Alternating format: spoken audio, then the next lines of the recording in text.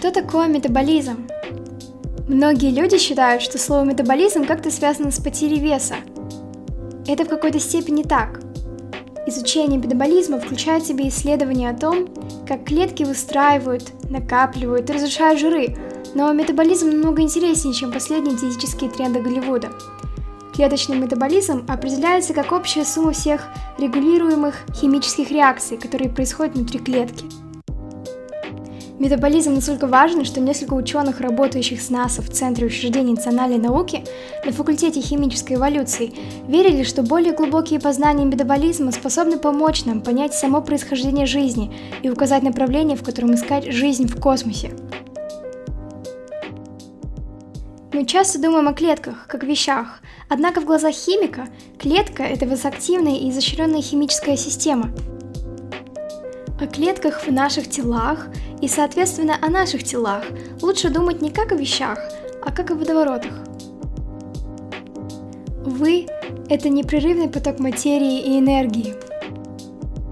Ваши клетки постоянно поглощают пищу, воду и кислород. Отходы, такие как углекислый газ, периодически высвобождаются, когда вы дышите. Остальные отходы, конечно, выходят через другие пути.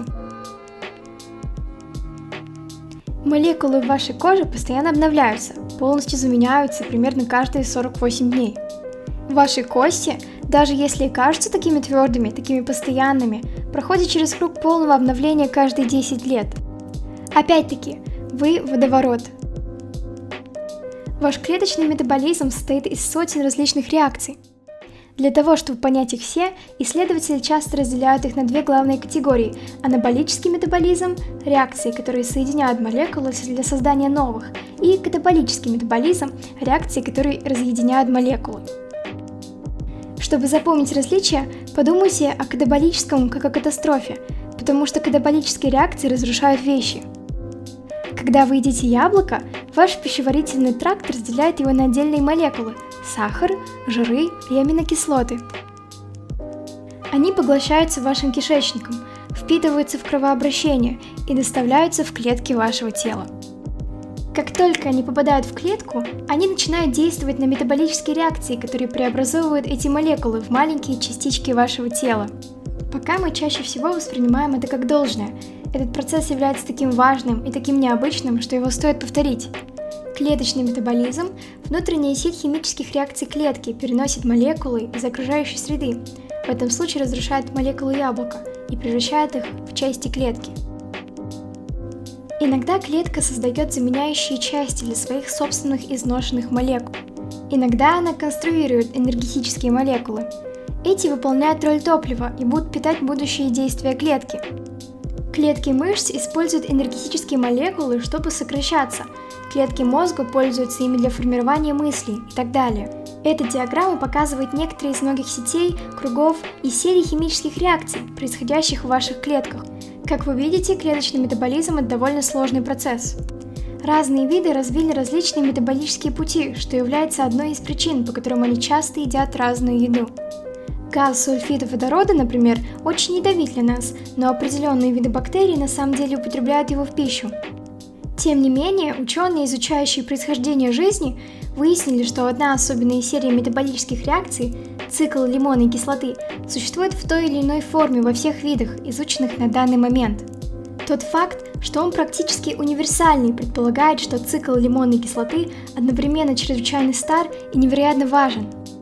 Цикл лимонной кислоты, который иногда называют циклом Кребса, названный в честь исследователя, который его обнаружил, начинается, когда частички пищи, сахар, жиры и аминокислоты, полученные из вашего обеда, преобразовываются в лимонную кислоту. Посредством соединения лимонной кислоты с другими молекулами и их последующего разделения разными способами, лимонная кислота преобразуется в разные виды молекул и обратно в лимонную кислоту. Такое простое хождение по кругу может показаться контрпродуктивным, однако многие побочные молекулы, с которыми по пути происходит контакт, преобразуются в процесс и в части, или по крайней мере в предшественников частей, которые необходимы клетке для восстановления поврежденных молекул, роста, размножения и питания своих действий. Цикл лимонной кислоты – это двигатель жизни, основной водоворот в ваших клетках. В нашем случае жиры, сахар и аминокислоты из нашей еды разрушаются и вскармливаются циклу лимонной кислоты. Диоксид углерода и вода производятся как побочные молекулы, которые мы выдыхаем. Однако в определенных видах бактерий цикл лимонной кислоты проходит в обратном порядке. Вода и углекислый газ используются как источники питания и взаимодействуют друг с другом для создания больших молекул углерода, которые бактерии используют, чтобы создать жиры, сахар и аминокислоты. За счет того, что обратный цикл лимонной кислоты использует такие простые стартовые молекулы, как вода и диоксид углерода, которые были в переизбытке на ранней Земле, некоторые исследователи считают, что обратный цикл лимонной кислоты – это не точное название для этого процесса. Похоже, что он опережает нормальный цикл на миллионы лет. В сущности, некоторые думают, что обратный цикл или что-то похожее на него может опережать саму жизнь и мог инициировать появление первых живых клеток на нашей планете. Мы поговорим об этом подробнее в следующем видео. Итак, в целом, что такое клеточный метаболизм? Клеточный метаболизм – это общая сумма всех регулируемых химических реакций, которые происходят внутри живой клетки. Анаболические реакции используют маленькие молекулы, соединяют и с их помощью создают новые.